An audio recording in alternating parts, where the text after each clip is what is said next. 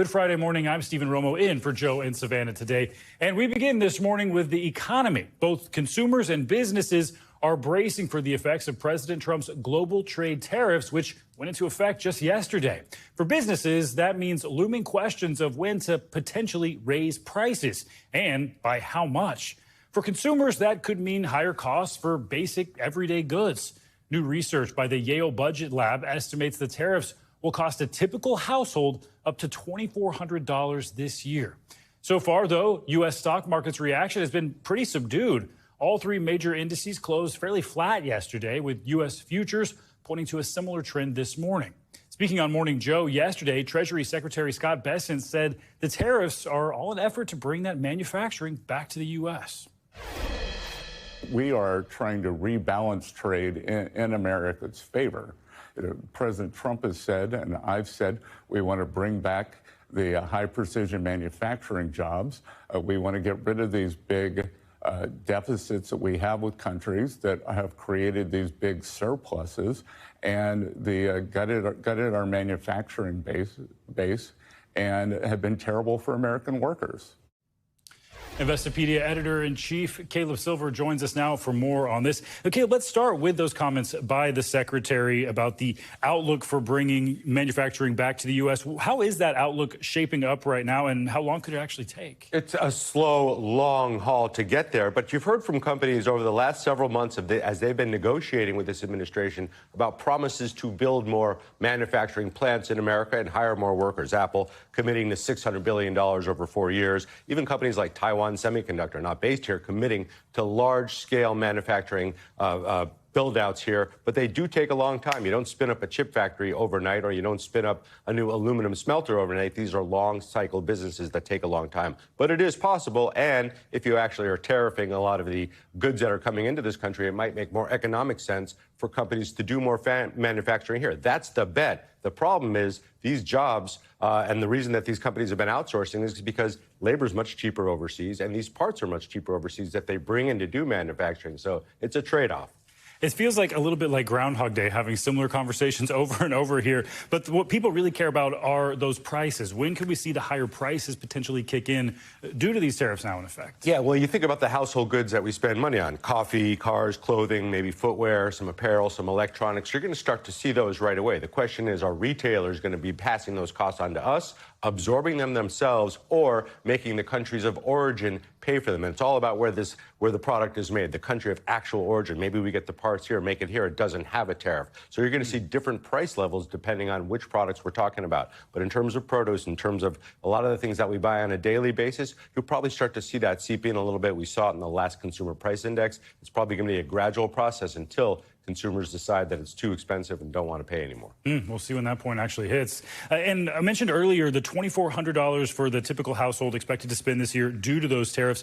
What does that look like for the average home, and is there any way people can try to prepare for it? Yeah, you're probably going to see companies start to differentiate which products have tariffs, which don't, which have are made in America and which aren't. So you can be choosy when it comes to that. But when you think about the things like what you might need to build a home or add an extension onto your home, maybe there's aluminum in there, maybe there's a lot of steel. Those definitely have tariffs. So you're going to see higher prices. You got to navigate carefully around the products you choose, because a lot of them are going to be priced at different levels depending, again, on where they come from. It seemed like things in the markets were a little tumultuous when we first started talking about tariffs, but the reaction now seems to be pretty muted. Why is that? Yeah, more of a whimper than the bang. And the bang happened back in April when the president announced those enormous tariffs that he's ultimately rolled back across different countries. So I think you had a lot of that excitement then. Now we're just seeing the market kind of churn higher, led by the biggest tech companies in the market that are right around the AI space, building out their cloud infrastructure. But when you look at the consumer staples, the McDonald's, the Chipotle's of the world, where we spend discretionarily on a day-to-day basis, they're telling us spending is weakening. So different market, two different tales going on right now in the stock market, too. And more uncertainty. All right, Caleb Silver, thanks for helping us break that down. And sticking with economic news this morning, President Trump has tapped his top economic advisor to fill an open role in the Federal Reserve. It comes after Fed Board Governor Adriana Kugler resigned. President Trump said he plans to nominate Council of Economic Advisors Chair Stephen Miran to fill her position until that term expires That's expected to happen in January.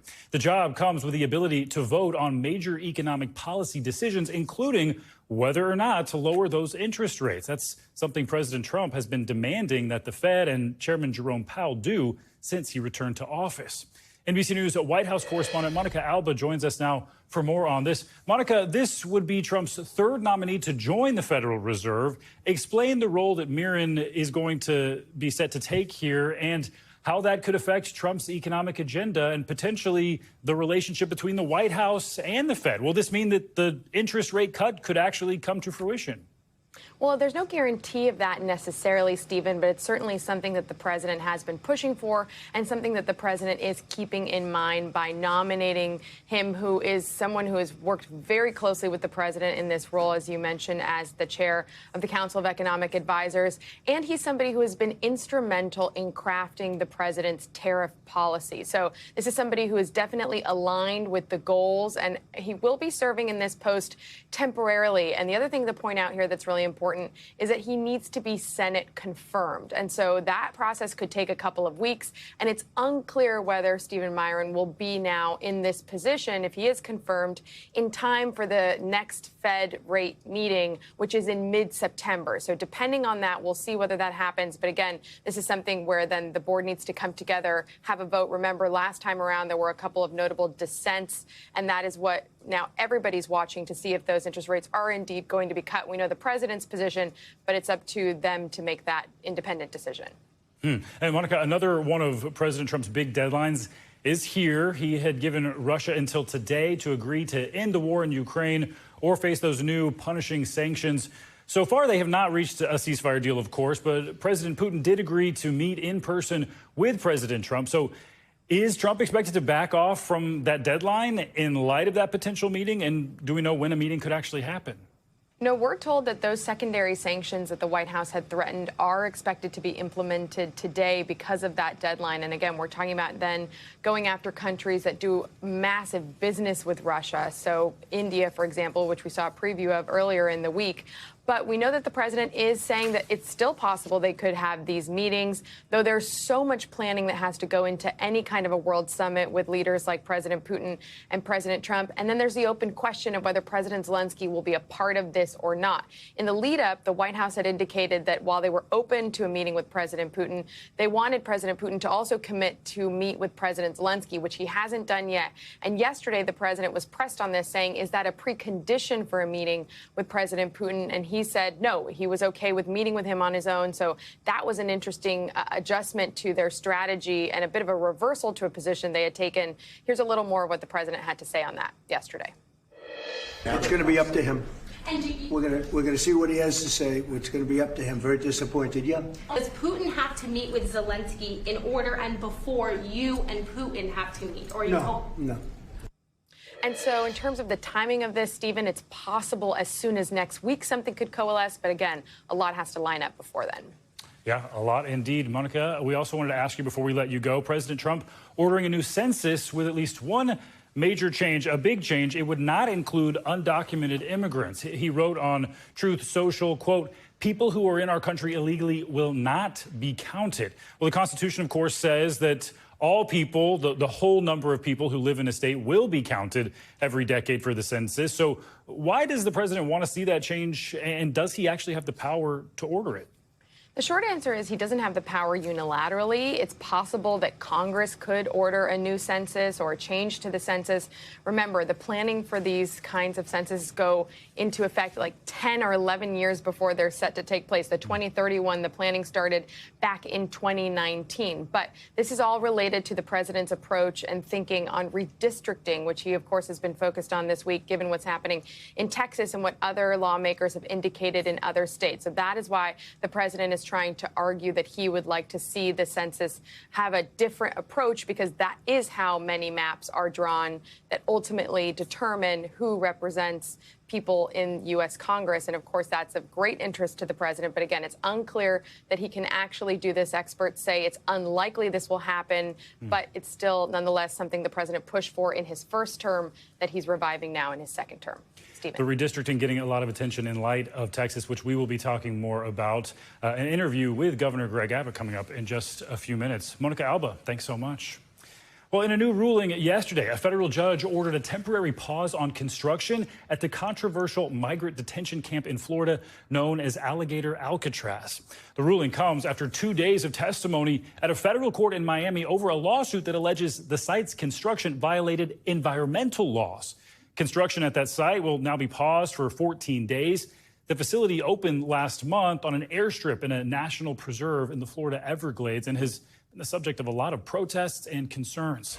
NBC News legal analyst Danny Cevallos is here with me now with more on this. Danny, good morning to you. So this had been fast-tracked, but the pushback kicked in immediately. There were the protests, activists, Native American tribes as well, all coming together to try to push back on this. So tell us more about what the judge found in this ruling and how this could affect the day-to-day operations of this facility, which is already up and running. Here's what the action is not doing. The action is not challenging. The plaintiffs are not challenging immigration policy or the removal of detainees who may be housed there. So, in other words, the only thing they're challenging is environmental issues, specifically that when construction began, the government failed to follow the proper procedures that you need to do to ensure that there isn't improper runoff or that an environmental hazard isn't created. And so the court had testimony over a couple days where they called experts who basically said, look, so much of this area has been paved. There's a risk of runoff. There's a potential for harm. So that is the gist of the allegation. So the only thing that is halted is further construction. The operations, the policy, all of those are not even being challenged. And aside from the environmental concerns, there have also been allegations of inhumane conditions there. So is there potentially a whole new set of problems or delays that could be in the pipeline for Alligator Alcatraz? Yes and no. There's a very steep challenge to anyone who's going to try to challenge the conditions at Alligator Alcatraz. There are all the traditional challenges by all federal and state prisoners, habeas, for example, habeas corpus. This happens all the time. Individual prisoners are constantly challenging the conditions of their detention. To the extent that they can raise those, they might. But in terms of broad scope, large lawsuits against generally the conditions at Alligator Alcatraz, it could be done, but it's very, very difficult to challenge the conditions of detention and to challenge the federal government in its infinite wisdom, how it chooses to detain, house, and then ultimately go through removal proceedings with these detainees. Certainly more to come there. Also wanted to ask about another major ruling. The Associated Press is reporting that just last night, a federal judge in Maryland blocked President Trump's nationwide birthright order that would deny citizenship to children born to parents living in the U.S. temporarily or without authorization. So this is the fourth time a judge has moved to block that order since we heard from the Supreme Court on this. So help us break down this one and what this actually means for the order. Procedurally, this is a bit of a knot, but I'll try. This was not a surprise, and here's why. The same judge had already issued a pause. We've had several different pauses of the birthright citizenship order. This judge had already issued a pause and essentially said, once this comes back to me from the appeals court, I'll issue the same pause again. And that's exactly what the judge has done here. And multiple courts, as you pointed out, have essentially put a pause. And that's, such a common feature of the Trump administration, of both Trump administrations, is that they enact a policy very quickly. It gets challenged. And so what you see in the courts in the early days are all these pauses and appeals of pauses and pauses of the pauses. And we're probably quite a ways away from the substantive issue of birthright citizenship actually being decided. This, again, is yet another pause. Yeah, interesting and hard to keep up with because there have been so many pauses. Danny, I still have not talked to you about the Superman movie. That is also on our agenda. We'll get to that. That will take a whole show. I'll get your take on it. Yes, for sure. I have lots of takes. Danny Cevallos, thank you so much. And heading now to Texas, where the battle over redistricting is heating up. Governor Greg Abbott making new threats against Democrats who fled the state almost a week ago now to delay a Republican effort to redraw congressional maps in their favor. In an exclusive interview with NBC News, the governor said he's looking into having them arrested or expelled. It comes as Republicans say federal agents have agreed to help track those lawmakers down. NBC News correspondent Ryan Chandler has more on the mounting political and financial pressure facing those Democrats.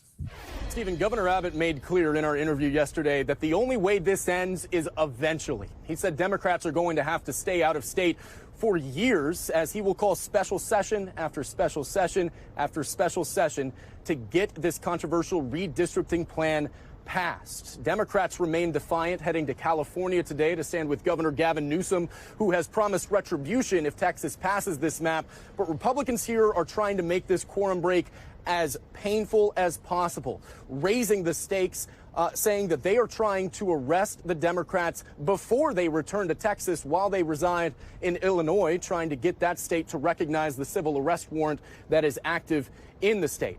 All the while, this is playing in the forefront while urgent needs for flood relief remain in the background. The bulk of the legislative progress made in this special session has been about redistricting, while people in Kerr County and all those impacted by the Hill Country floods continue to rebuild. I asked the governor about these split priorities and how we can get all of this done while Democrats remain out of state.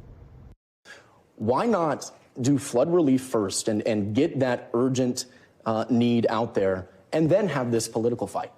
Let's be clear about something. The first items that I put on there were relief for all the victims of the deadly floods that we've had in the state of Texas. There's only one thing that's denying our ability to get legislation passed. And it's these Democrats who have fled the state, turned their backs on their fellow constituents. The Texas House convenes again later this morning. All eyes will be on that House floor to see if there is a quorum, but Democrats say they have no plans to return anytime soon. Stephen. All right, that battle ongoing. Ryan Chandler, thank you. Turning now to tragedy that struck Thursday when a helicopter crashed into a barge near the Missouri-Illinois border, killing 2 people. NBC News correspondent Adrian Broadus has the latest, and we must warn you, some of this video is graphic. The helicopter blew up and fell and crashed to that barge, and it's exploding right now. On the bank of the Mississippi, outside East Alton, Illinois, smoke seen rising high in the air, and this explosion captured on camera just after a helicopter crashed into a barge, leaving the 2 people on board dead. EMS requested Alton Lock and Dam for a helicopter versus power line. Wallace Meyer was fishing when he says he saw what happened. All of a sudden it touched the line, and in 2 seconds it wasn't a helicopter anymore. It was 1,000 pieces. Investigators with the Missouri State Highway Patrol say it appears the chopper crew was there to work on the power lines before crashing into one. There's a power line that goes across the river. They was doing some type of work over top of that. The Mississippi River around the Alton area shut down, one of the power lines falling into the water. No one on the ground was hurt. That's not a live power line anymore, so there's no danger to the area here or anybody that's on the water. The NTSB now leading the investigation to determine what went wrong and left 2 people dead. Adrian Broadus, NBC News. Adrian, thanks. Well, thousands of people in Southern California are under evacuation warnings because of a fast-moving wildfire that broke out near Los Angeles Thursday afternoon. It started inside Los Padres National Forest and has already burned more than 15 square miles. Meanwhile, millions of people from Minnesota to California are under heat alerts. Places like Tucson and Albuquerque are seeing near record high temperatures, while wildfires and smoke-filled air from California are making matters worse. NBC News correspondent Liz Croyds has more from Phoenix.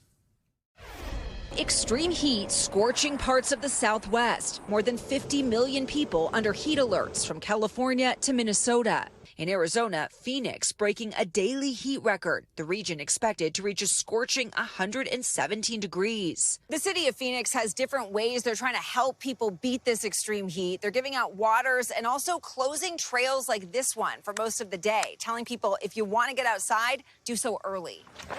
This couple began their hike at 4:30. It feels like a blast furnace. Feels like opening the door on a convection oven. It hits you.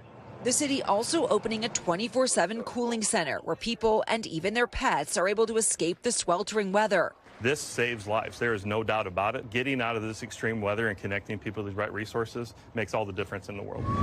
Over in Tempe, the fire department responding to multiple heat-related calls. What are you responding to now? Male who collapsed outside of a business. Callers are trying to cool him off. That's the type of stuff that we see pretty often. People who just weren't prepared to be outside. The dangerously hot temps making it even harder to fight the roughly 40 fires burning across the West. Elk fire making a push north. From Colorado, where the National Guard has been brought in to help battle 2 different wildfires, to Central California, where the Gifford fire is now approaching 100,000 acres, and a new fire igniting in Ventura County. Smoke prompting air quality alerts in Colorado and Wyoming. The haze and the heat leaving millions this summer with little relief. Liz Kreutz, NBC News, Phoenix. All right, let's get a closer look at what to expect this weekend with your Morning News Now weather. Meteorologist Angie Lastman joins us now with more. Hey, Angie. Hi there, Stephen.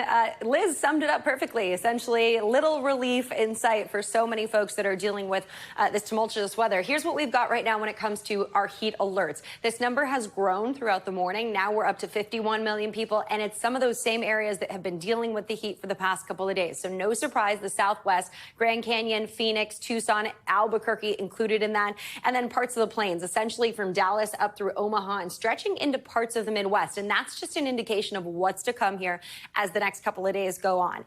We do have the potential once again to see multiple records across this region, and this goes into the weekend. So there will be a good chunk of the country that's kind of being controlled by this ridge of high pressure. It extends from the deserts all the way up to the Great Lakes, and it's making such a difference with our high temperatures, especially today. Anywhere from 5 to 20 degrees above where they should be is where they will land. So where is that? Well, it's the 90s across parts of the Great Lakes, Chicago, Minneapolis, into the low 90s. It's the triple digits for Dodge City, Lubbock, Tucson. All those locations going to be over 100 degrees for your actual temperature during the warmest part of the day today. Tomorrow, looking ahead to your Saturday, some of that heat spreads a little farther to the east. Notice there's a cold front back to our west. So Springfield, Oklahoma City, Milwaukee, and even Cleveland, you're either at 90 or close to it across that region. It turns warmer for the East Coast here as we get into early next week, even late into the weekend. We've got 87 on tap for New York City, and we're back to the 90s by Monday and Tuesday.